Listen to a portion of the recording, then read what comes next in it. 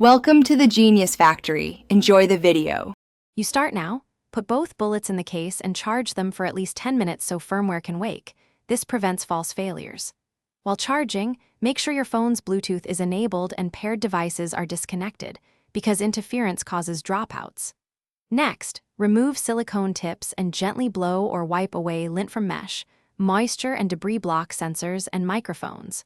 Once done, close the case for 2 seconds and reopen to force a quick reconnect attempt.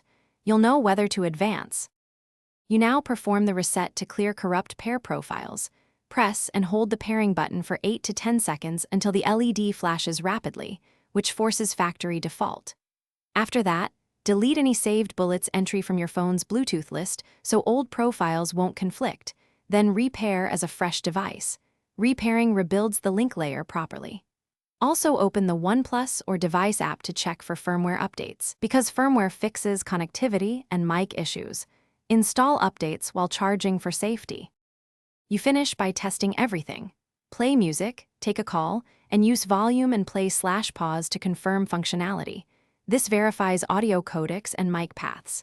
If problems persist, try another phone to isolate whether the OnePlus Bullets or your phone's Bluetooth stack is at fault.